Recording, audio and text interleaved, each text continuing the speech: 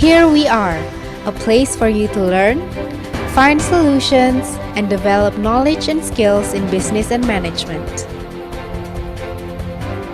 We provide you with the methodology of case study prevalent in the academic and business world.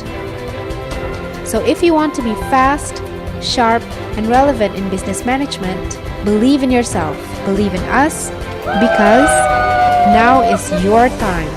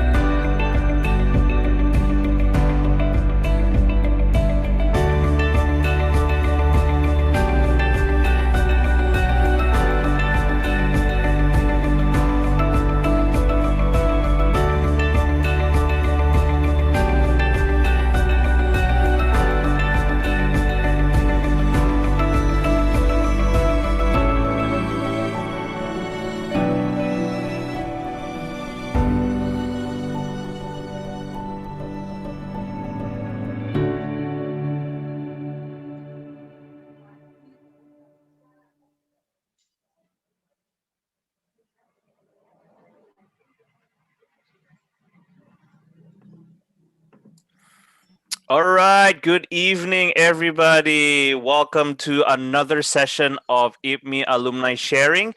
I hope everyone here is feeling good tonight. Can I see some reactions, please? Teman-teman yang merasa okay, give me some love, give me some celebration. Let's play with the Zoom a bit. Biar agak-agak teki-teki sedikit. All right, nice, awesome. Teman-teman, we'd love to see who you guys are, and we'd love to see faces because we've been in this pandemic for so long. So feel free to turn on your camera so we can see each and every one of your faces. Okay, perkenalkan, nama saya Anggi. I am an alumni of MIP in the year 2016. I'm very honored here today to be able to host yet again another one of our great sessions to share to our IPMI alumni and also to everyone out there in the public as well. So let's get this party started. At the moment, we'll have a few round of things to go through. First, we'll all sing the national anthem, and then the IPMI, and then also after that, I'll cue in Prof. Aman to give a few opening words to say. All right. Before that, of course, everyone, please um, uh, be known on your screen. You'll see in terms of what we have at the moment. The session is recorded. We'd like you to please keep your audio muted throughout the whole webinar. Okay. We really appreciate everyone's respect towards each other. So please don't post or write anything offensive because the session is for everyone to learn more, everyone to really share more positivity with each other in these difficult times. If you have any questions, please feel free to chat in the chat room when the time comes as well. All questions will be answered at the very end of the session. Please stand attention. Please don't mind my son who just walked in with the door open. It's what everyone here is going through. All kids running through around. So if you hear any sound of little kids coming through, don't mind them at all. All right. And again, last but not least, kindly turn on your video at the end of the program when requested to do so for a photo session. Okay. All right. That's it from our end so far, and we will begin the singing of the national anthem. Go ahead, team.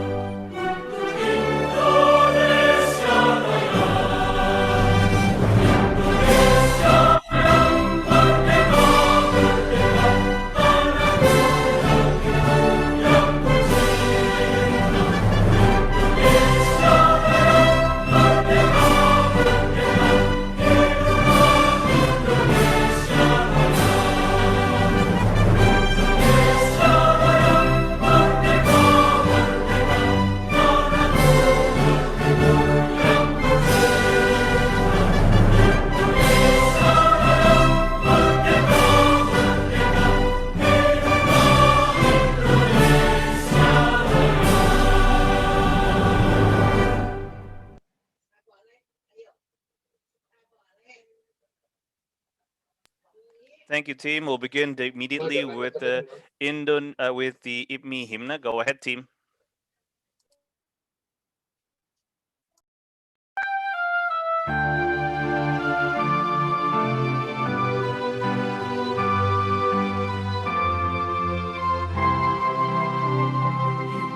Wujud bakti bangsa, kebanggaan Nusantara,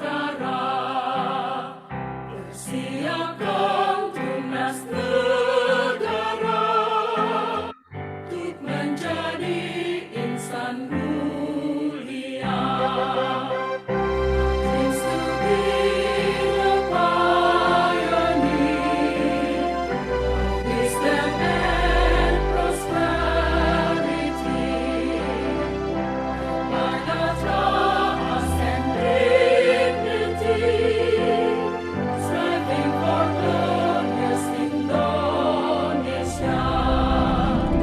Berpikir cerdas, bertindak bijak, tingkatkan kualitas pendidikan,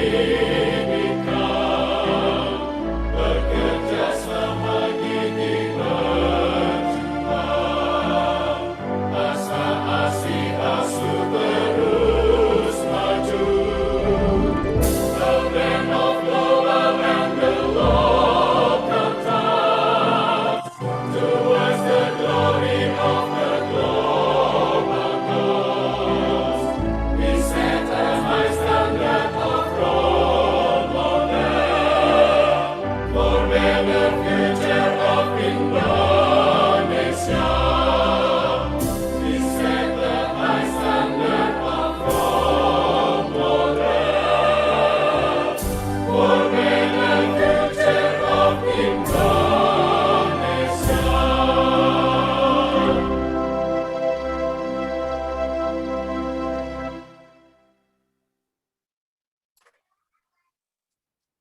Thank you, team. Okay, so we're ready to start. Assalamualaikum warahmatullahi wabarakatuh.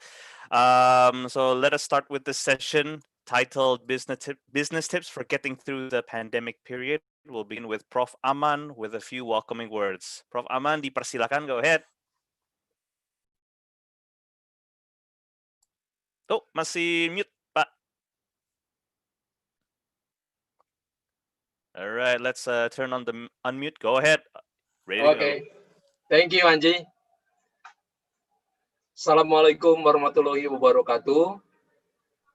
Good evening, good health and safe for all of us.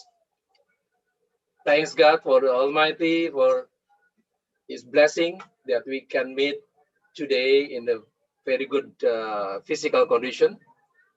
So I would like to also welcome His Excellency Ambassador Najib Ripat, Pak Dery, Pak Osriman, all faculty members, staff, alumni, students, friends, and big family of IPMI.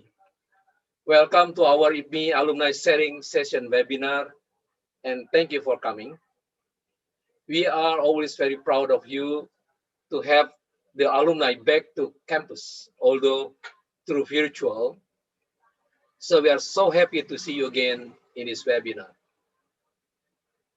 Congratulations to the IPMI Alumni Office and the Alumni Association for holding this creative initiative, so-called IPMI Alumni Sharing Sessions. We all realize that we have been in the exposure of COVID-19 pandemic since March 2020, and there is no question on how the pandemic has affected many of the businesses and also our national economic growth. However, we also see some of the new opportunities. For example, when we heard the webinar, one of the very big bakery industry share with us their experience, how that this pandemic has created a new opportunity for conducting business in the section or the sector for delivery and a manufacturing business. Definitely, there are also many new norms came out as the consequences of this pandemic. We do realize that this is the difficult time for our nation, our friends, our community, our family, but we feel also very optimistic in trying to use our imagination or imagining new things. So they come up with the new creativity and hopefully also with the new innovation. So while we are also realizing the challenges happening in the campus when we have to change our learning practices, mostly from offline to become the online learning, and faculty members, student has to adjust with the new set a new mechanism for conducting the learning process. So hopefully through this forum, we would like to hear ideas and experiences of our alumni who are actively engaged in business and share their tips with us in how to get through this difficult pandemic period. I would like especially address our thankful and grateful appreciation to Ibu Yohana Astrida Gumelar, the President Director of PT Nugra Karsera, and Bu Yohana is the alumnus of EMBA class 2015. To Pak Gathut Arudi, the CEO of PT Puspa Widjaja Utama, our EMBA alumni 2006, and our handsome moderator, Pak Anggi Zulkarnain Siregar, Culture and Communication Partner at Grab, our EMBA alumni 2016. So finally, I would like to once again to greet and welcome all participants especially our students, IPMI Big Family, and please enjoy this very special event. Thank you very much. Wassalamualaikum warahmatullahi wabarakatuh. Waalaikumsalam warahmatullahi wabarakatuh. Thank you so much, Prof. Aman. Yes, nah, I'll install it for you in a minute. Okay, sorry about that little intermezzo there. Let's get this show started. And I agree with Prof. Aman that every one of us here are experiencing quite challenges in terms of this very new normal, to say, for all types of industries, be it conventional, be it online. But we're here for you. We're rooting for you to stay resilient, stay strong. Because there's always a light at the end of the tunnel. And I believe we as a nation, we as people, we as social people, Indonesians as well, we're close to each other. We're really strong, stronger together, and we're always hoping for the best for each other. So keep it strong, everyone, and remember to always stay safe and stay healthy and follow protocol as well while you're out there. Okay. All right. So thank you. My daughter agrees with me as well. All right. So next up is we have. Oh dear, don't do that. Okay. So next up we have a very special speaker, one of our alumni who'd like to give us their insights as well in a minute dear, their insights as well in terms of what kind of business tips they do to get through this very difficult and challenging pandemic period. So without further ado, I'd like to bring up the first speaker, Mbak Yohana Astrida Gumelar, President Director of PT Nugra Karsera, IPMI alumni EMBA of 2015. The floor is yours, Mbak. Go ahead. Everyone give a big welcome, clap of hands on the reactions, please, for Mbak Yohana.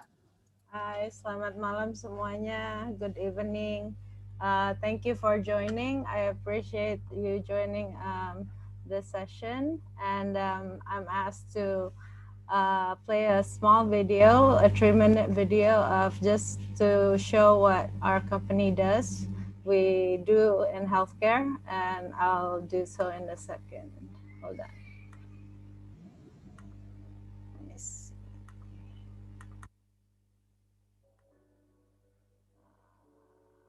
Wait. Tahan. Zoom.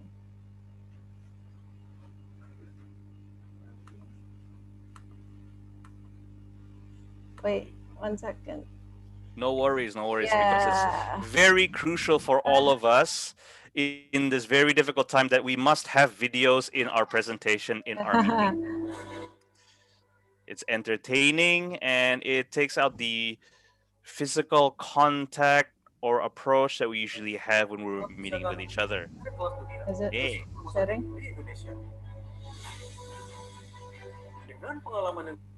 Is it sharing? Is Yep. the video sharing? Sharing, you can start from the beginning again. Here we go. Okay. Pardon. Okay.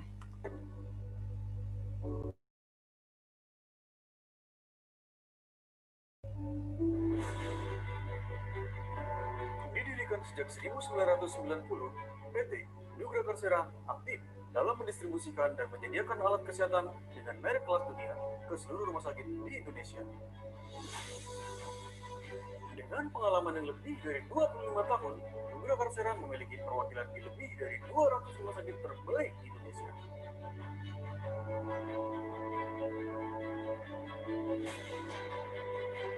Kami berkomitmen untuk membantu rumah sakit dalam melayani masyarakat. Service, integrity, dan excellence sebagai komitmen Nugra Karsera dalam melayani customer kami. Dengan tenaga andal dan terpercaya, pelayanan kami mencakup pelayanan tindakan medis seperti cardiac rhythm dan heart failure, merupakan pemasangan alat pacu jantung pada anak dan dewasa.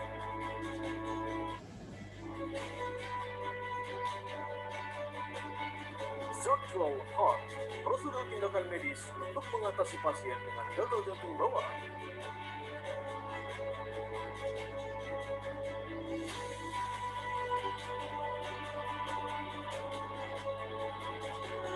Peripheral intervention, prosedur tindakan medis untuk mengatasi masalah pada pembuluh darah selain jantung dengan kateterisasi.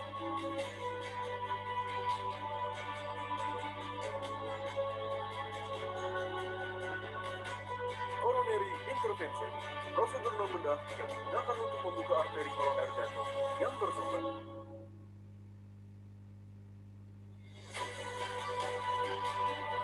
Elektrofisiologi, diagnosis dan terapi pada kondisi jantung dengan pengantaran listrik yang tidak normal. Sejak 1990, Nugra Karsera adalah salah satu perusahaan pelopor alat kesehatan di Indonesia, khususnya pada produk intervensi jantung dan pembuluh darah. Kami selalu menjaga komitmen untuk menjadi mitra terpercaya dalam penyediaan pelayanan alat kesehatan, dengan menyediakan pelayanan excellent dengan penuh integritas. Visi kami adalah untuk terus menjadi perusahaan yang terakreditasi secara internasional, menjadi mitra yang dapat diandalkan dalam produksi, distribusi, insightful marketing, logistik, layanan dukungan klinis, serta layanan purna jual. Terima kasih atas kerjasamanya selama ini, dan kami terus akan menjaga komitmen kami untuk menjadi mitra Anda yang dapat diandalkan.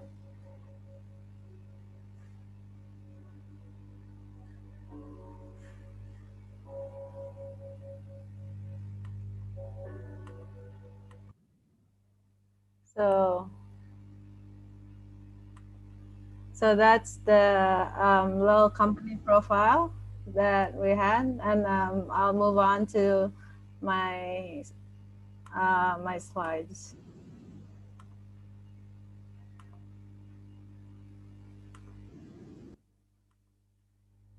So as we know, the title would be "What to Do When Everything is Uncertain," and 2020 has been very uncertain. We're a medical distribution company. We started in 1990 by my parents, so we took over in 2007, and these are our key portfolio.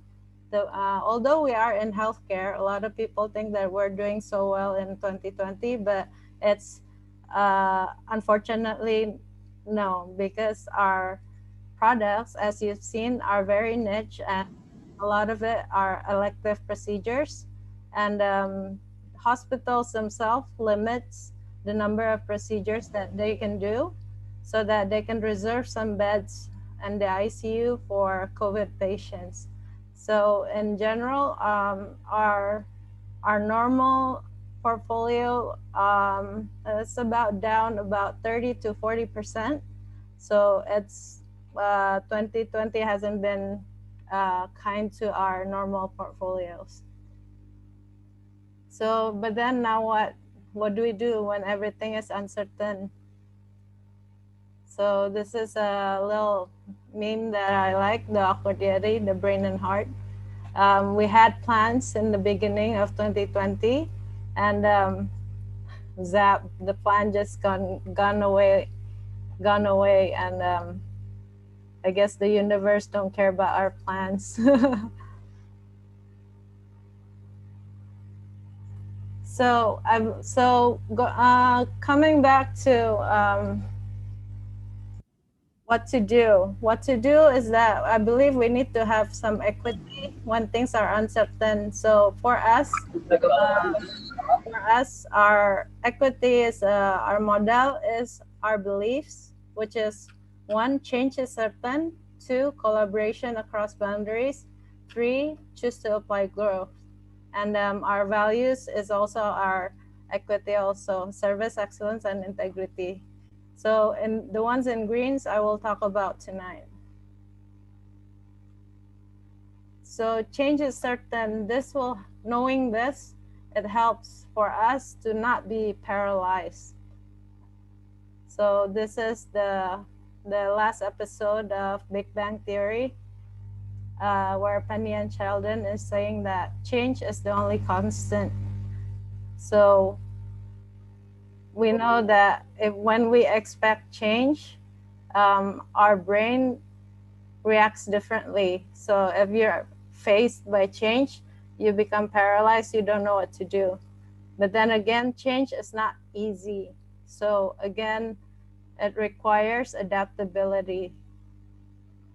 As I said, adaptability is emotional resilience. It's a requirement in this kind of situation, the VUCA, the VUCA environment currently.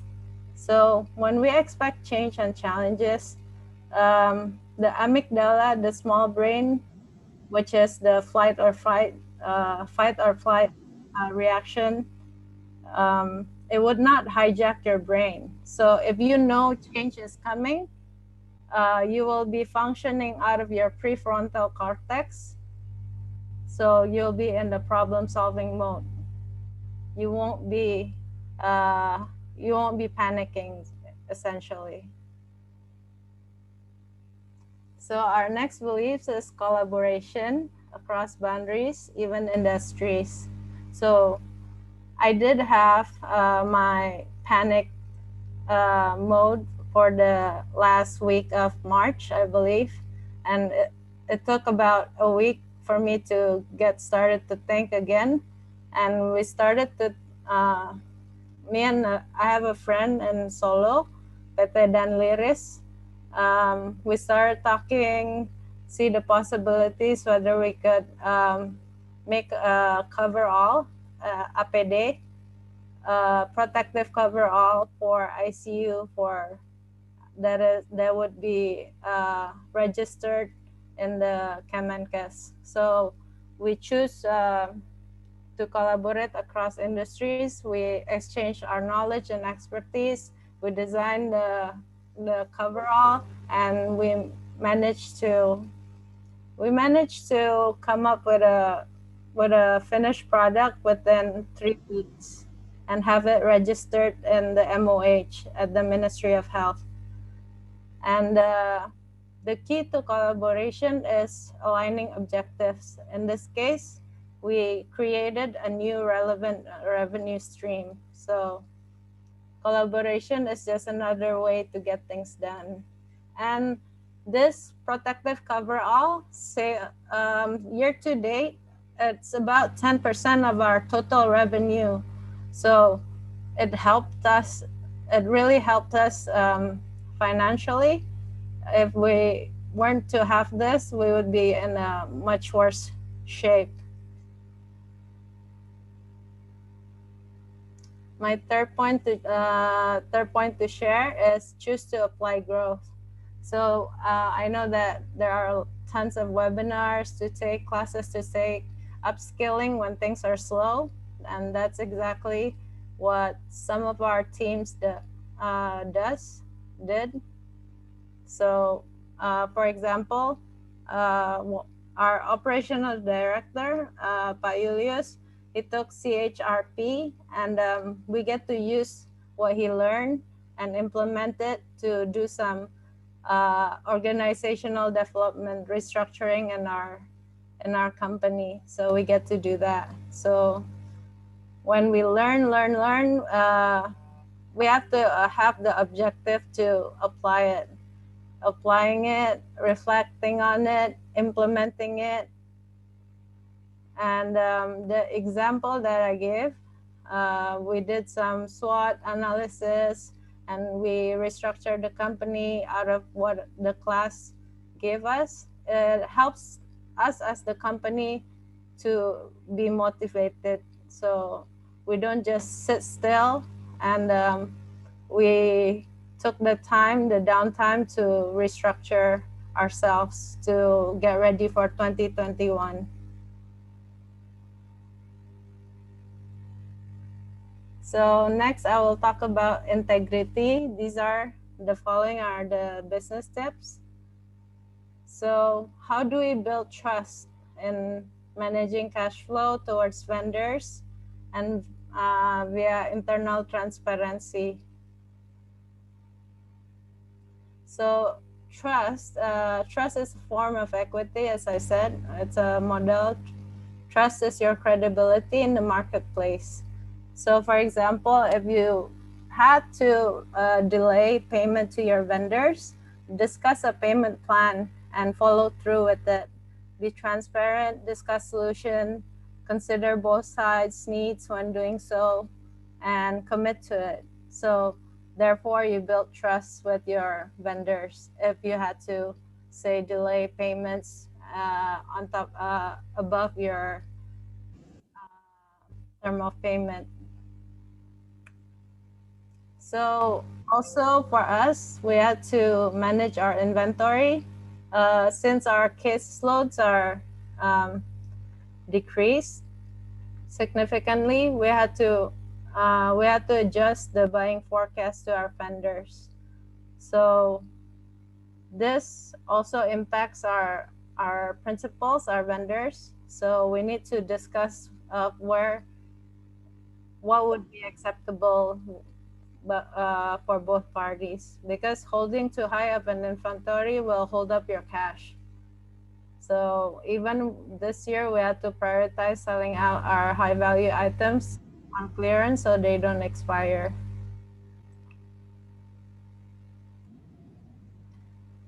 What else to do in managing our cash flow internally? We as a company committed to set a target to collect some of our old AR. We have some pending 1-year-old AR that we couldn't collect yet, and that really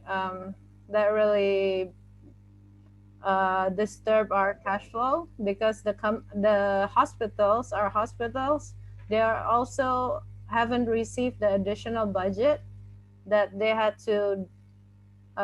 They can't pay as promptly as normally they could. So what we do is that we set a target to collect old AR, and when achieved, the tunjangan PPH 21, as usual, we can pay them. So when we don't reach the target, we pay our own pajak PPH 21. So also, we as a company, we set a minimum revenue of monthly target. So when achieved, there's no change to the monthly salary. When not achieved, we have no choice but to cut some salary. The percentage is depending on the grade, the salary grade. Of course, this applies to the management also, and myself took the biggest cut when should we not meet the monthly target.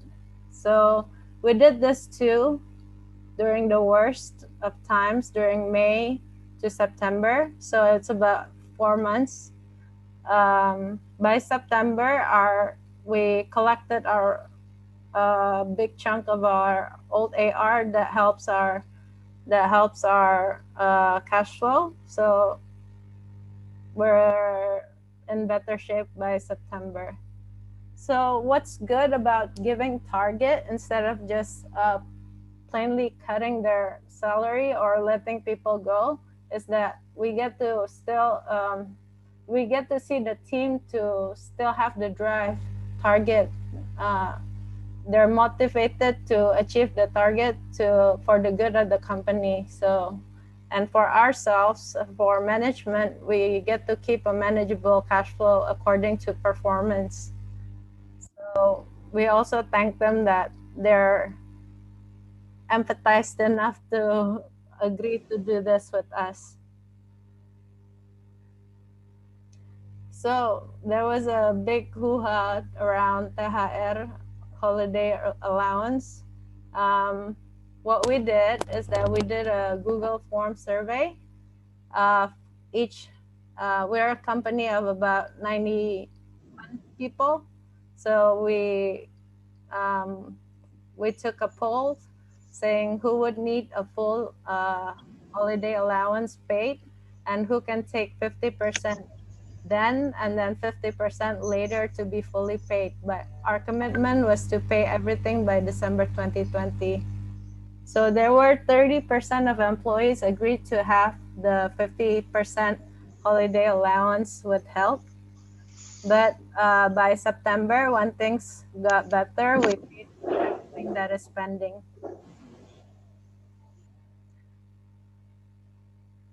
Another tips that we could share that we did is that tax planning. Our objective is not to overpay corporate tax by year end. So fortunately, the pandemic starts in March, and the yearly tax report is in April, right? So by March, we could, our finance team, Lucy, could anticipate the declining revenue. So we reduce our monthly tax installment, our monthly tax installment, so we won't overpay our corporate tax. Even then, January, February, we still pay installment according to last year's performance. So we still need to maximize our revenue and profit this year and minimize expenses. So by end of year, our tax won't be overpaid. So for example of tax planning, if there are expenses that can be deferred, booked to 2021, you can do so.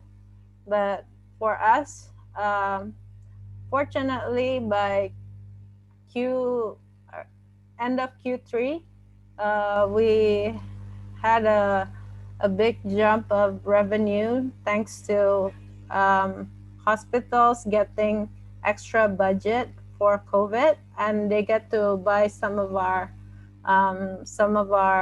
disposables. So we didn't have to defer any expenses to 2021. So we could do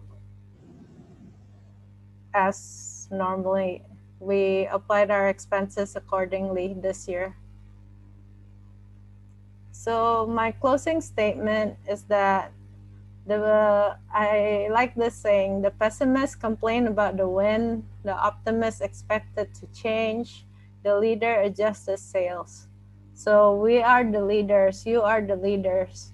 So the objective is to reach the destination and not have the ship crash. So know your ship, know how to adjust the sail, and know how to keep ourselves motivated, not frozen, not faced by change, not being, not just accepting, not accepting just the situation as is. You still have to fight even harder during the harder times. So that's my closing statement. Thank you for the time for me to share. Pak Anggi. Wow, thank you so much, Mbak Astrid. Wow. Everyone give a big hand because of her honesty, her transparency. That was very technical and very tactical, very impressive. Thank you so much for that. Very relatable to everyone here, I believe, because sometimes, because when in life, we would have to, there are some areas in our life where we can't control, but there are some areas in our life that we can't control that defines the destiny of where we want to go in going forward in our future. So I really agree that the leader has to set the sail and play with the cards that they're dealt with. And also in terms of how you as a team in your company, but Astrid, would see what is an opportunity and what it helps motivate. So we'll like to get back to you on questions on that. So if teman-teman di sini, if you have any questions related to for Mbak Astrid, please feel free to get it ready, and then we'll see it in the chat box at near the end.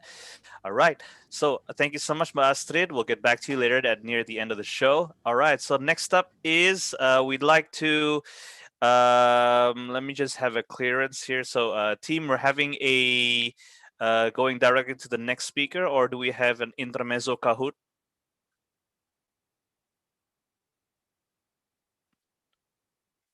All right. Okay, just give us a few minutes here to define. Okay, all right. So we got word. We'll continue directly to Mas Rudi to go to the next stage to share. Let him share his insight to how the team was able to face towards this very uncertain pandemic in his own different type of industry. We had before in terms of the medical area. Now we'd like to go into the hospitality or even the food area. And we'd like to hear direct sharings from his end. Okay, so I'd like to invite Mas Rudi, who is the CEO of PT Puspa Widjaja Utama or Puspa Catering, and at the same time, we'll have he's also a IPMI alumni EMBA 2006. Okay, all right, Mas Rudi, the floor is yours. I give it to you. Go ahead. Okay, thank you, Mas Anggi. Thank you, Mas Anggi. You're most welcome. Go ahead. Good evening, everyone. Assalamualaikum warahmatullahi wabarakatuh. Salam sejahtera dan salam sehat untuk kita semua. First of all, I would like to thank IPMI and all the committee for giving me this opportunity to speak and to share my experience during this pandemic of COVID-19. Oh, wait, I'd like to share the screen now.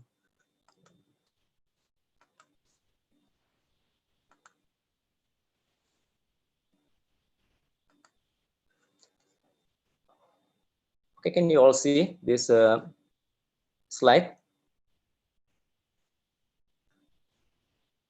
Yes, we can, but go ahead. All right. So as I was asked to share my experience with my company is about how to get through the pandemic period in my company. And yeah. First, I would like to share my view or my opinion in regards to the pandemic of COVID-19. First is no one is truly an expert in dealing with the problem because we've never been in the same situation before. So as we know that the previous pandemic happened like something like 100 or even more than 100 years ago. So pasti kita waktu itu semua belum lahir ya. Jadi kita pasti kita belum ada pengalaman, have no experience regarding to this pandemic or this situation. And number two, every business or industry has its own problems or challenges, and it differs from one to another. Even within the same industry, it differs from one company to another. So now on this occasion, I would like to talk about how to get through this pandemic period, specifically for food catering business. When we talk about food catering business, jadi food catering, I think it's better that I will mix my using bahasa English and bahasa Indonesia. So probably it will be more comfortable to some of you. Okay, so kalau kita bicara catering business, saya ingin membagi paling tidak at least ada two groups ya of this catering. First is the industrial catering. So those who cater for the factories, yeah, with their very big numbers of employees. Yeah. And second is the we call it catering umum saja gitu lah. We call it the wedding catering. Yeah. Although it also cater for offices and houses. Yeah. And our company Puspa Catering is in the second group, yeah, the wedding caterings. Next, I would like to go back to the to see the chronology of this pandemic since the first time happened here in our country. It started on March this year, yeah? And then it continued to the following months. It get worse in April and May. I think it was the worst. I think to most of the people here, May supposed to be the worst. Yeah. And then it made again some progress on June and getting better and better until August. Then on September, it went down again, September and October, due to PSBB, yeah, in this Jakarta area. But then on November, it made again good progress and continued to December. And we just hope from December on, everything will be getting even better and better. When the downturn hits, people normally will, will do anything to survive. Yeah, like in terms of the company, we try our best to cut our costs, and probably we will react defensively. And what's a kind of problem that normally encountered by companies during the crisis? I put here at least there are four. First is the sales, the declining sales, and number two is the debt. Number three is organization structure and digital transformation. Now let me start with the first one, the sales. Sales has been extremely declined and has given us really a big headache. The market has just suddenly disappeared. So what should we do? In connection with this situation, we have to search for or even create a new market.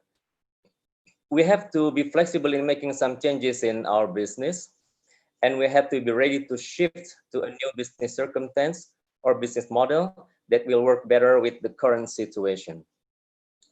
During the early of the pandemic period, we were still searching for a new concept or new service due to our traditional markets were almost doomed. We came up with an idea of selling food to households and expecting that it could generate regular sales, though it would take some time to grow to get to the minimum quantity that we have targeted. It worked well in the beginning, and it was growing significantly. But then while it was actually still far from the target, it started to go down. Do you know what happened? The new competitors suddenly emerged and grew like mushroom everywhere. They are who we call emak-emak. They just did it in a simple way at a very low cost, and they sell their foods to their friends, to their neighbors, and to their relatives. As people buying power was going down significantly, for sure they will pick anything cheaper as long as it could fulfill their needs. And jadi setelah kita juga tidak bisa berkembang ya dengan this market. At that time we sell food in box, yeah, like a lunch box or a dinner box, yeah. And also those emak-emak, they do the same, yeah. And people tends to even to choose them. They chose the emak-emak rather than us, probably because they are cheaper, yeah. So then we had to think what other option that we could do, and then came up to our mind that what about selling frozen food, because during that period, I think it was during June and July, it was quite popular, people selling frozen food. And then we studied, but then once again, we found that it was also not possible since our production facility was not designed to make this purpose.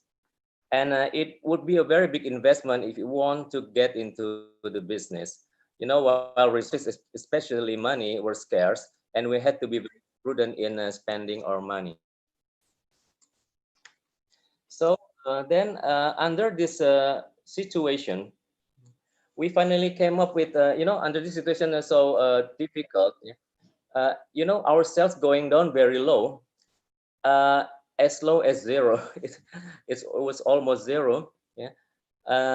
And then under this very difficult situation, we observed that just during the month of July and June, that actually our traditional market started to move again.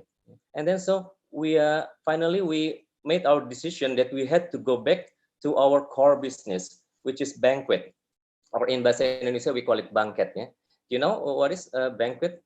Some examples for banquet is like wedding receptions, birthday parties, meeting events in offices, like seminars, yeah, and also ceremonies. By doing this, we involve in the whole process of the events.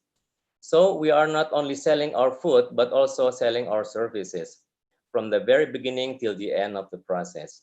We even call our sales team as banquet consultants.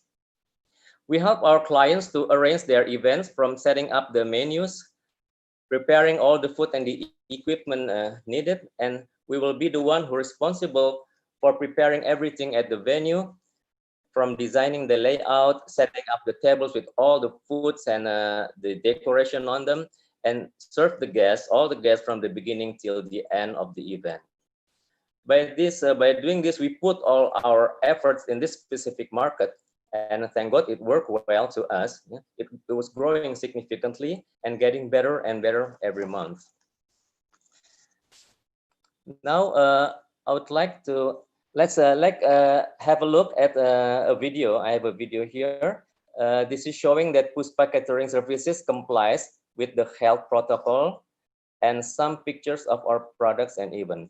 You know, since this pandemic is very severe, so this protocol is really strict. Yeah? They're very strict that we have to go, or else we cannot do anything. We cannot sell our products.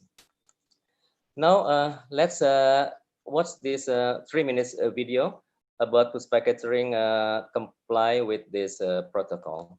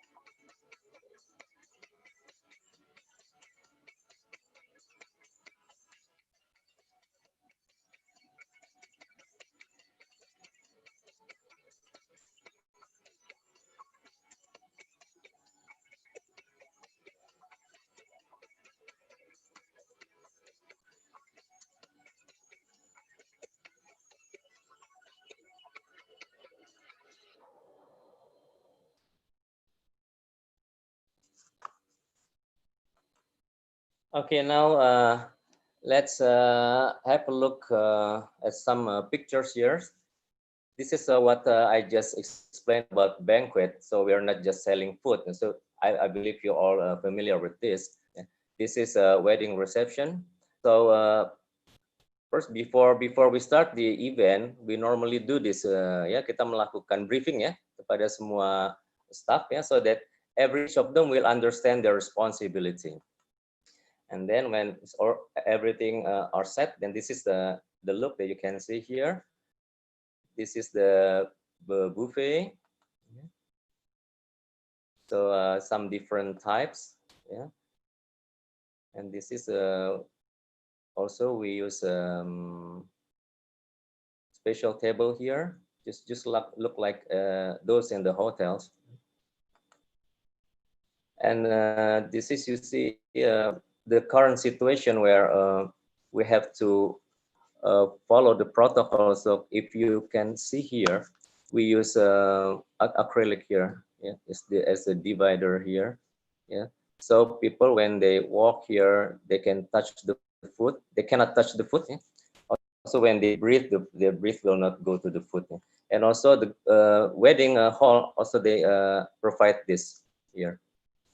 And when they have here, so all the guests will walk over here. They cannot go close to the foot. This is also, you can see here, we use this acrylic divider. And this is our very famous food. This is what we call zupa Puspa. Now this one is another type of service that we do. We call it a set menu. They plan it like this, and when it's done, they will make it like this. And now you see here, this is our Japanese corner. We have some corners of our products. And we see, if you can see, di sini kita menata makanannya juga diurut, dan ini semua makanan yang benar-benar populer ya, disukai oleh masyarakat di sini. And this is the dessert corner. This one probably closer, you can see it. Ini yang ada di sini, ini dessert, we call it dessert round with so many mousse. Yeah? This is mousse, we call it mousse, this kind of food here. When you want to see it closer, it's something like this with many different colors. This is more of our products, yeah? The sweets, the cakes. This is again the zupa, the famous one. This is our sushi. Our sushi, you know, the people, all people that have tasted our sushi, they said that it's good. Yeah? And one thing special from our sushi, that this is halal. As you know, probably you know that in many places when they make sushi, they use alcohol. But not in our production, we don't use alcohol. But alhamdulillah, we still can get to a good taste. This is the dim sum, and this is also what is really popular today. They call it mentai. This is salmon mentai, and this one we call it hampers. This one here for one basket like this, it's good for 2 person, 2 packs here. And you know, today because of that protocol, sometimes in the wedding halls, yeah, they don't allow the guests to stand, so they just they prepare the seats, the chairs. They have to sit. And then makes that they cannot invite so many guests. And with this situation, so I mean, in sometimes in every wedding's reception hall, they have different they have different peraturan ya, peraturan yang berbeda, sehingga ada yang mereka membolehkan tampilan seperti that. We have buffet, we have the food stalls and everything, but ada juga yang like this, yeah. So all the guests can only just sit down there, yeah. Also in this case, we have to prepare the food like this.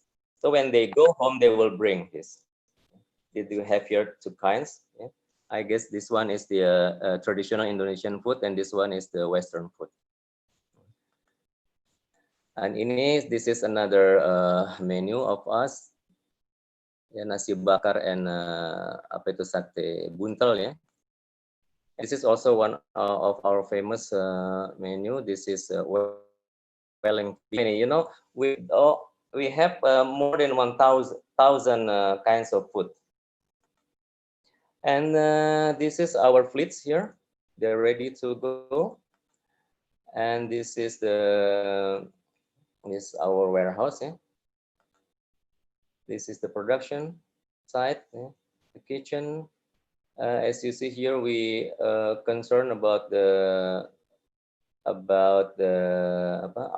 food, the freshness of our food, and then also safety, safety, and the cleanliness. Yeah, you see here our equipment. We use stainless steel, so it will be easier to clean.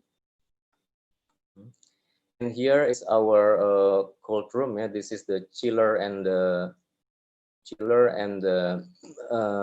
the freezer. Yeah. Here we can set the temperature because when we enter this door and inside there are some chambers, and every chambers we can set the different temperature. Yeah. So here we set like a different like for fish and chicken and meat, you know. So di sini lihat ada yang temperature we set as low as minus 19, minus 18, but some others on we think it's good enough only minus 5, and for the chiller something like 7 degrees Celsius. And here is inside the chamber. Yeah, this is minus 18 degrees. So you see that we can store the food longer here. So that's all the picture, just to give you idea what's how does it look like in our premise. Now let's continue our discussion. This is about the debt. Remember that the first one was the sales that is going down, and now it's about the debt. As we understand that mostly companies we run with the debts, no matter it's a big or small. And companies with high level of debt are especially vulnerable during a recession. When when recession could be predicted in advance, that will be easier for us because we can prepare ourselves and make some necessary steps, like the leveraging our debt, so that we can lessen the impact when the crisis hit us. But unfortunately, it was not the case with this COVID-19 pandemic. It just came to us all of a sudden, and everything was so unpredictable. However, as we left with no choice, we then have to study. We have to study and find a way to get to the solution in any way we could. In our case, in our company, we proposed to our bankers, our creditors, and applied for some debt relief, such as rescheduling the payment of the principal and the interest, and also asking for a better interest rate. And we did it because our creditors, they approved our application. Alhamdulillah. And next is the organization structure. When the crisis hit us and our sales is going down tremendously, our organization structure, which previously suited our scale of business, was suddenly becoming too big, and also the overhead cost is high. Under this pressuring situation, the management normally think about laying off their employees. But actually, layoff is something that we have to avoid the best possible. Why? Because by doing this layoff, they are not just harmful to the workers, but also costly for the company. As you know, that hiring and training are expensive. Besides, layoff can also hurt the morale of the workers. So as an alternative to layoff, in our company, we implement the system of daily-based job. Daily-based job. So this system, the number of workers here is set to follow the volume of the work that we have to do. And as the demand of our product increase, the more employees can be assigned to the job. So by doing this, we so far we could solve our problem with the employees, because this is I I should say one of the biggest problem, the most complicated problem, yeah, during this pandemic. And as our overhead cost is also high here, so it's not only labor cost that we have to do here, we also need to increase efficiency in all other areas. And in our case, it helps so much in cutting the costs that enable us to pay for our overhead costs, and it could also give us some profit here. So this is the organization structure. And the next one, or the last one, is the digital transformation. Why the digital transformation is important, especially during recession? There are at least 4 reasons, yeah, here in connection with this issue why we should implement this technology. Yeah. And the first one is work can be done more efficiently, the process can be done faster, data can be presented more accurately, and information can be accessed easily. In the case of our company, we do also this transformation, but we cannot fully apply it due to some reason here. First is because the industry is labor intensive. So in the catering business, it's almost all doing by people. It's a labor intensive. Yeah. And secondly, the nature of the process is quite complex. Like untuk sebagai contoh saja, yeah, the schedule. Yeah. Kita in our company, in our business, schedule can be changed anytime and many times. Ya. So we just follow what the customers want. Jadi kalau customer mau robah berapa kali pun mereka mau robah, then we have to follow. We almost never say no to our customers. So under this situation, it's difficult to put this kind of technology to implement it in our system. So that's about the digital transformation. And I think that this is all the four things that I'd like to discuss here. So remember, first is the sales, and then the debt, the organization structure, and digital transformation. So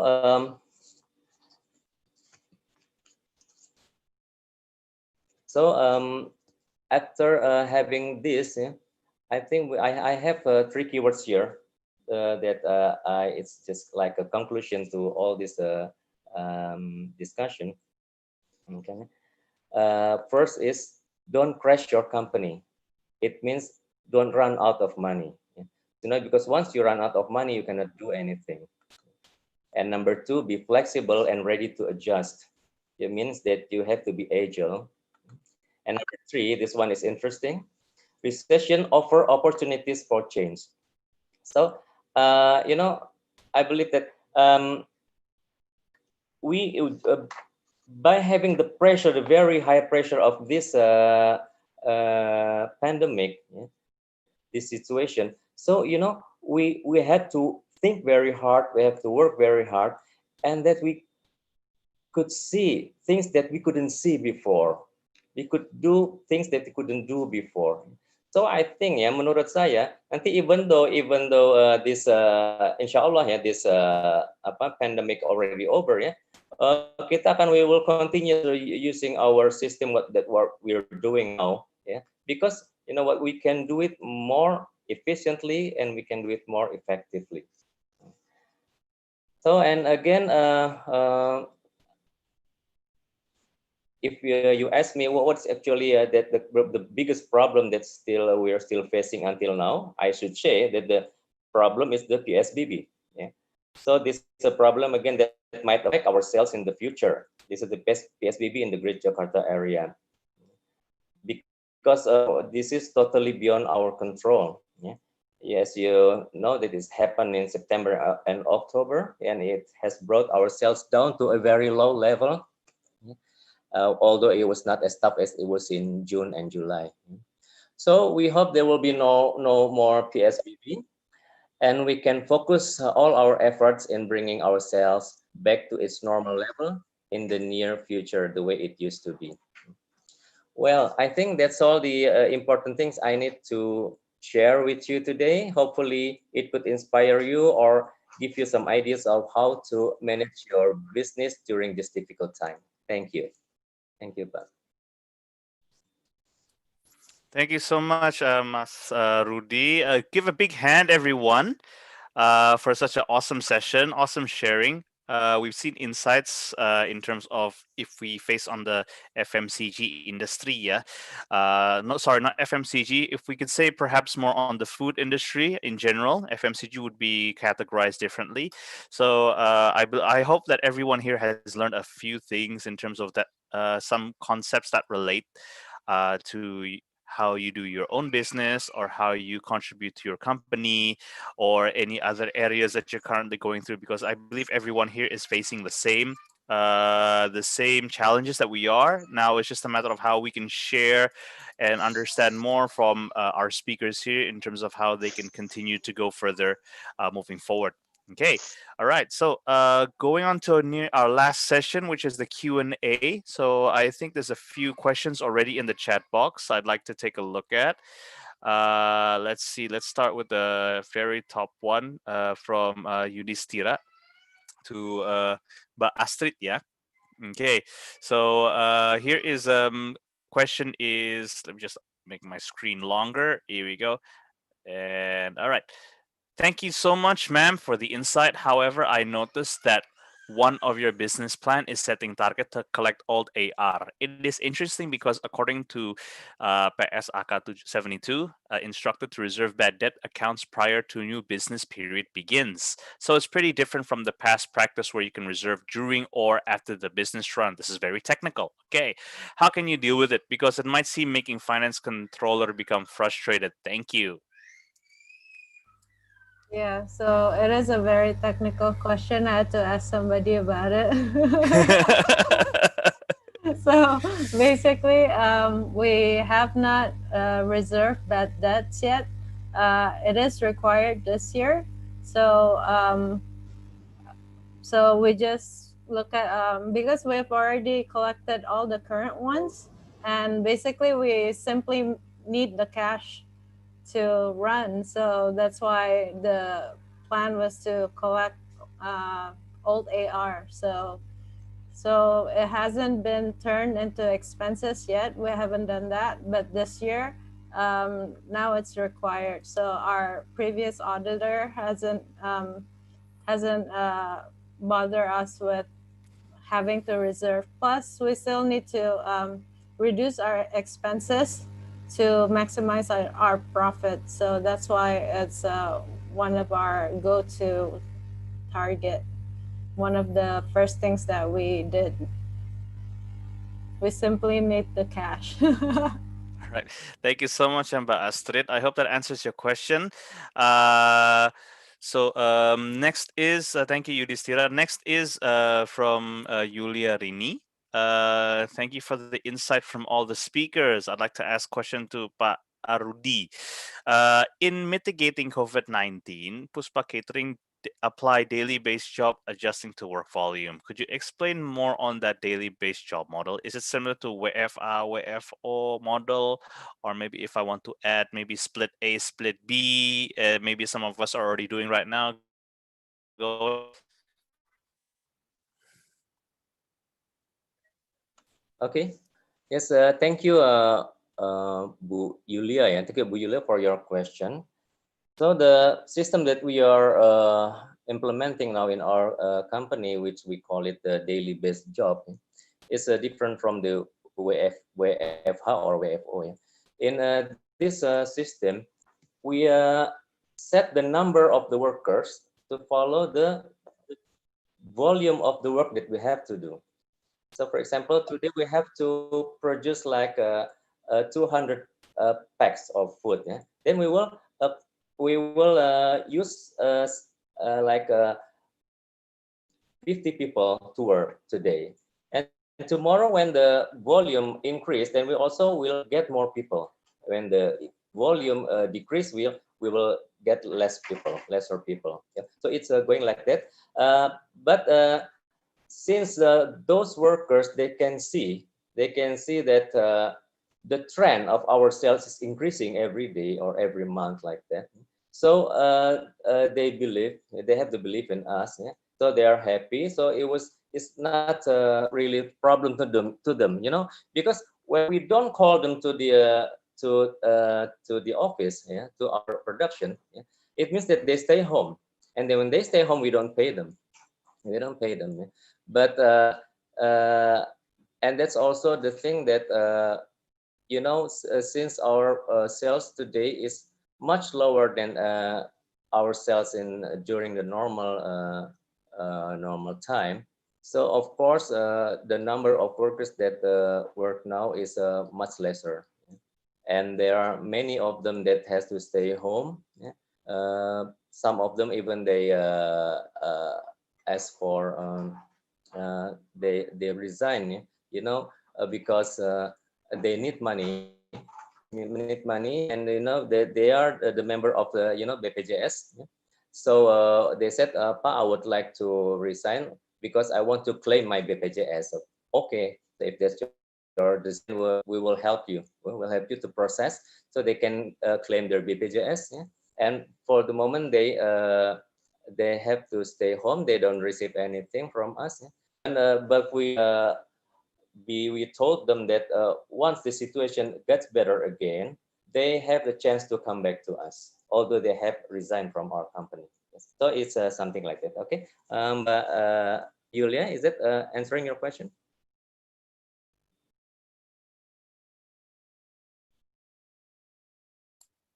Okay, I think we'll wait for her to respond. Thank you so much, Mas Rudi. Okay. Also at the same time, feel free to also answer in Bahasa as well, or mix. Some of our respondents here have challenges understanding English, so please feel free ya to mix it up. Jadi ini ada satu pertanyaan, actually from me. Okay, so karena cukup penasaran juga sih setelah melihat presentasinya. Mungkin untuk Bu Astrid,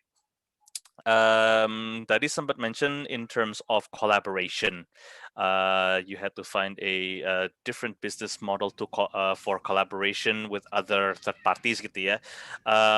Kalau boleh tahu untuk proses, how long did it take for you to realize that you had to change a little bit of your business model or adjust gitu, and then pasti ketemu dengan third party, how do you are able to be aligned dengan third party-nya itu gitu, to be on the same visi misi atau same tujuan, bisa kerja sama bareng gitu. Mungkin boleh ceritakan dari sisi itunya. Okay, since somebody asked to be answered in Indonesian, I'll do so. So, saya sempat 1 minggu bengong-bengong. Jadi 1 minggu saya mikir ini mesti gimana. Lalu sebenarnya saya nggak harus cari third party karena PT dan Liris itu teman baik saya gitu. Dia memang bergerak di bidang tekstil di Solo. Jadi kita mulai ngobrol-ngobrol aja. Terus dia tanya-tanya kalau bikin coverall untuk bisa diregister di Kementerian Kesehatan gimana. Terus kita mulai ngobrol, dari situ 3 minggu we have a finished product. We consulted with the MOH, Kementerian Kesehatan, spek-spek yang diharuskan, spek-spek yang diperlukan. Terus bikin PT dan Liris, the textile industry, dia bikin concept product and have those approved within 3 weeks. So we have a finished product within 3 minggu. Wow. So it was a pretty fast, quick process. So the initial shock was 1 week. Initial shock was 1 week. Okay. Awesome. Thank you so much, Mbak Astrid. I have another question also untuk Mas Rudi ya. It's in terms of business model gitu ya. Kalau misalnya ini juga teman-teman kalau misalnya ada pertanyaan boleh ya di chat box gitu. Aku bantu mancing hopefully gitu ya. If you have any questions directly. Untuk in terms of changing or adapting business model gitu ya, Mas Rudi ya. How far, in your personal opinion, how far do you think you can adjust in terms of your business model? Apalagi kalau misalnya ada business model lain seperti kayak food deliveries kayak GoFood, kayak GrabFood, and misalnya other deliveries maybe kalau di luar itu terkenalnya Food Panda and so on kayak gitu. How far do you think that you feel you can change your business model untuk akomodir the market gitu? Ya, terima kasih Mas Anggi. Sebenarnya kita seperti saya sudah jelaskan tadi, kita sudah coba ya di bulan Juni. Di bulan April kita mulai coba ya something new that kita belum pernah lakukan sebelumnya. Yaitu waktu itu kita jualan kita kasih nama bento ya, it's a lunchbox and dinner box ya. Dan kita kerjasama juga dengan GoFood ya. Our sales was increasing ya significantly every day ya, itu bagus sebetulnya waktu itu ya. Tapi walaupun because since our target is so high, very high, itu still far from our target ya. But it was growing, it was increasing ya. Walaupun waktu itu tetap banyak tantangan ya. Banyak tantangan karena kan ini very very strict ya about this pandemic ya. Itu waktu kita jualan itu si motor-motor GoFood pada datang. Itu pada parkir. Itu menarik perhatian orang bahkan dari pemerintah daerah. Sehingga akhirnya kita didatangin dan kita dipertanyakan ada apa gitu ya. Jadi itu juga it was not easy ya for us ya dengan situasi seperti itu ya. Tapi kita ya tetaplah kita cari strategi bagaimana supaya bisa lanjut ya. Jadi kita tetap lanjut ya, kita umpetin lah itu si motor-motor itu di bagian agak ke belakang kantor kita ya, supaya nggak kelihatan ya. Gitu. Karena kan makin banyak makin hari itu ya, meningkat ya. Sampai tadi waktu saya bilang bahwa until one day itu kita mulai start to go down our sales ya of that new product ya. Karena adanya si bilang tadi mulai muncul, if you remember ya, during that period ya. July, August ya, itu mulai start probably June ya, July ya, itu mulai ibu-ibu di mana-mana mereka bikin, mereka jualan, dan itu kelihatannya sangat keterima ya oleh masyarakat ya, dan jadi turun permintaan untuk produk kita turun. Padahal juga tadi belum terlalu tinggi ya. Ya kita waktu itu bisa sampai dari start pertama kita jualan tuh satu hari kita bisa jual 50 packs ya. Itu dalam beberapa hari naik sampai 800 pack per hari. Ya, jadi sebetulnya it was promising ya, growing ya, gitu kan ya. Cuman memang our target tinggi ya, kita pengen sampai bisa 6.000 packs per hari, ya. Itu baru 800, tapi baru 800 terus dia going down, ya. Dia going down. Ternyata ada hal seperti itu. Jadi akhirnya kita lihat wah kayaknya nggak bisa, ya. Kelihatannya sulit nggak bisa, ya sampai until akhirnya ya kita memutuskan untuk kembali ya back to our core business ya, karena kita mau melihat itu mulai bangun lagi, ya.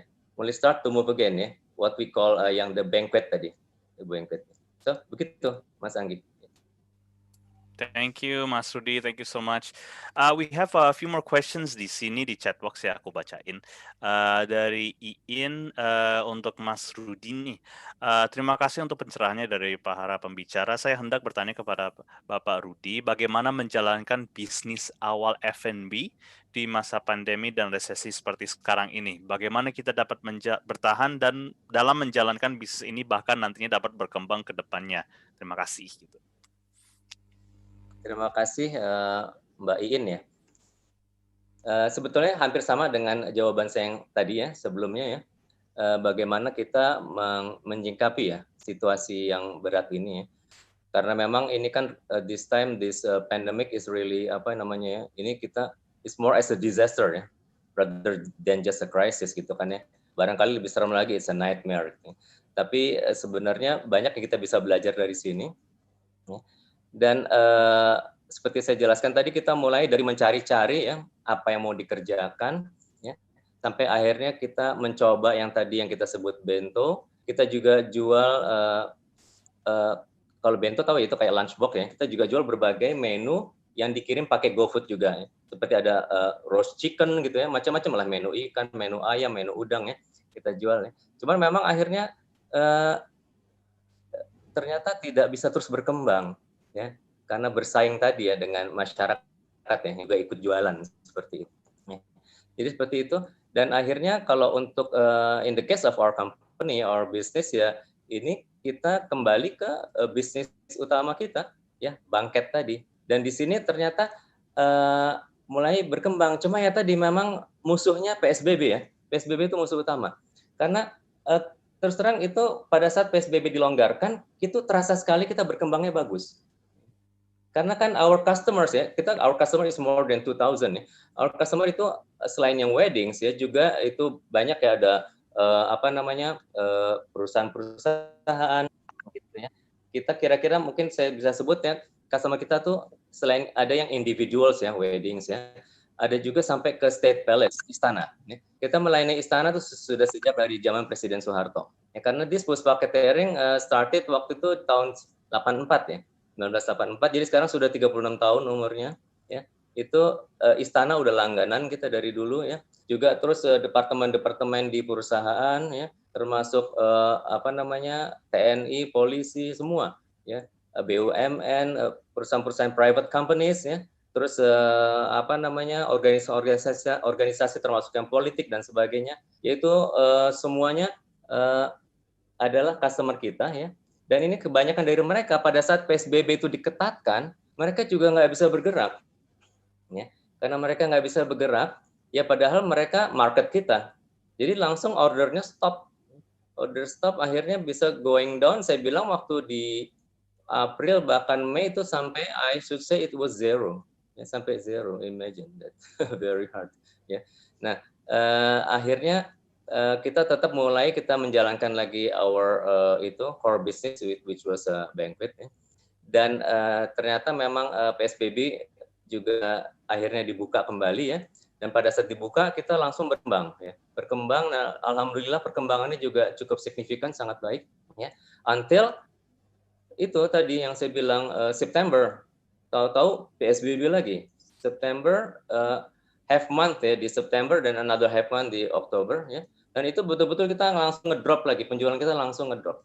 Karena semua customer kita juga mereka jadi WFH ya, mereka yang mestinya di kantor, mereka jadi order makanan sama Puspa, akhirnya mereka di rumah. Jadi akhirnya kita kehilangan market kita, seperti itu. Ya.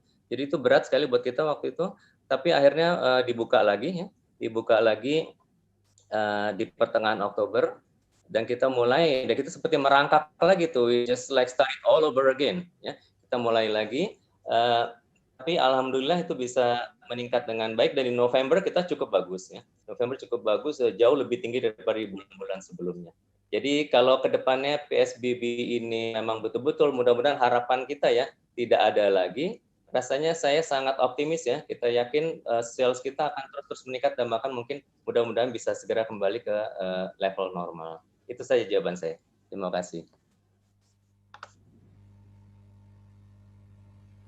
Okay, thank you, Mas Rudy. All right, so I believe we have, let's see if we have one more question from Yudhistira. I would like to ask Pak Rudy lagi nih. In this pandemic, I believe that some food materials are quite high, but in other side, the customer might want affordable price. But of course, your company don't want to lower the quality juga gitu. How do you balance that? Because I know you still keep your employees away from layoff. That's awesome. Or you might issue another product to cover such high cost problem gitu. Very technical, very technical. Go ahead. Ya, terima kasih Pak Yudhistira. Ya, jadi sebetulnya kalau secara umumnya mungkin memang we think like that ya, that people will they hope that they can get a lower price ya during this situation ya. Unfortunately we cannot do that ya, cannot do it because our production costs, our raw materials are high ya. So in terms of price ya, we have to stay with our price ya. But alhamdulillah it works ya. It works dan kita tetap penjualan kita berjalan dengan baik ya. So kita melihat bahwa we didn't really have a problem with price. Jadi itulah yang sampai berjalan sekarang. Saya bilang even di November our sales is quite high increase ya compared to the previous months ya. Dan itu tetap kita keeping stay with our price, original price. Jadi seperti itu, Pak. Iya betul. Kita tidak karena kita memang tidak mungkin lower our quality ya. That's for sure itu kita sangat menjaga.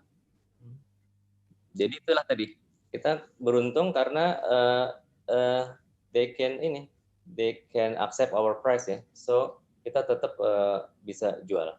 Itu saja. Thank you.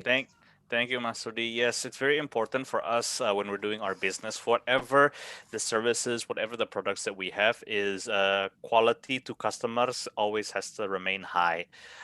Customer satisfaction terutama ya. Okay. All right. Thank you so much, Mas Rudi. So I believe this is we come to the end of the session. Before we go to a closing statement, I'd like to bring my colleague, Maskur, to give a little bit of brief info about upcoming details of IPMI promotions. Go ahead, Maskur. I give it to you. Halo, selamat malam Bapak Ibu sekalian. My name is Kurniawan from IPMI EMBA program. So I just want to announce that this participant give a 50% discount for the admission fee, and also can get a 50% early bird program for MBA and EMBA program. So I will share also to alumni special.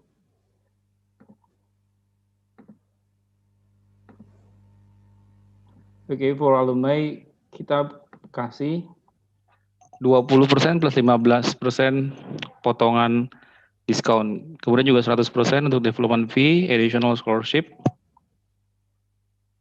untuk BBA program. Jadi jangan tunda lagi untuk join IPMI. Keluarga besar IPMI bisa kirim juga karyawan atau anaknya untuk ambil BBA program. Itu aja sih Mas Anggi dari saya. Terima kasih. Thank you so much, Maskur. Yes, teman-teman di sini, you have the opportunity untuk bisa nikmatin diskon yang diinfo oleh Maskur. So stay tune. Also, kalau misalnya ada pertanyaan, bisa langsung connect dengan Maskur di chatbox ini, atau misalnya ada Maskur mau kasih info untuk konteksnya, boleh taruh di chatbox juga ya. Siap. Siap Mas Anggi, terima kasih. Thank you kembali. so much. Thank you so much. Okay, back to the main show. Before we go, sebelum closing statement, kita juga stay tune untuk photo session bareng gitu ya. But before that, let's have a closing statement from Mbak Astrid and Mas Rudi. Go ahead.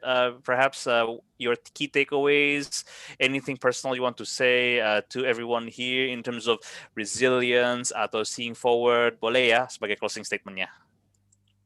Yeah, boleh. So as I said, we don't know when the pandemic will be over, so we still need to have that emotional resiliency. We cannot give up. We need to keep ourselves motivated, and I'm lucky to have a team that everybody contributes to keep the spirit high, make good changes, make strategic changes while we have the time, which we usually don't have the time to make, to do things such as analysis and restructuring. So I'm thankful for my team. So for everybody here, stay motivated, keep yourself productive. Productive may be different. It may not be sales, but it can be strengthening your foundations during this pandemic time. That's my closing statement. Thank you. Thank you, Mbak Astrid. Mas Rudi, go ahead. Your closing statement boleh ya? Oke, ya. In bahasa Indonesia ya. Sebetulnya almost same ya, hampir sama dengan Mbak Astrid tadi ya.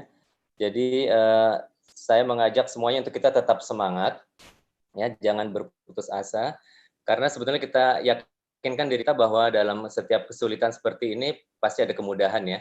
Kan selalu ada jalan keluar selama kita berusaha gitu. Dan ini this pandemic yang saya bilang tadi is more like a disaster ya. It's even a nightmare ya. Tapi ini sebetulnya ada hikmah di balik ini. Yang kita belajar banyak di sini. Itu yang saya rasakan. Saya belajar banyak di sini. Yang sampai kita bisa, yang saya bilang bisa melihat hal-hal yang kita tidak bisa lihat sebelumnya. Ya. kita bisa melakukan hal-hal yang kita sebelumnya tidak terpikir kita tidak lakukan. Itu membuat pekerjaan kita, proses kita menjadi more efficient and more effective. Seperti itu. Nah, jadi dan ini kalau buat kami akan tetap pertahankan ya. So even though this pandemic already over ya, kita tetap akan sudah berubah jadi. So we've already changed ya to a new strategy, new system ya. So kita tidak akan kembali lagi ya kepada strategi yang lama ya. Kita akan lanjutkan nanti dengan beberapa perubahan ya, seperti yang sekarang kita lakukan ya. Dalam banyak hal ya, hampir dalam semua hal kan kita melihat resources, sumber daya ya. Kita bisa melakukan banyak sekali efisiensi di hampir semua sumber daya. Tadi khususnya termasuk sumber daya manusia ya, the workers ya. Kita sehingga tahu sekarang ternyata this kind of volume ya, kita bisa volume of work ya, kita bisa menggunakan hanya this number of people gitu, instead of more people, something like that ya. Kita ketemu berbagai hal ya, juga hal-hal yang lain banyak sekali kita lakukan ya di pos-pos biaya yang lainnya, sehingga biaya kita bisa menjadi sangat turun sekali, overhead cost jadi turun sekali ya, sehingga itu semua sangat menolong kita bisa melalui masa-masa yang berat ini.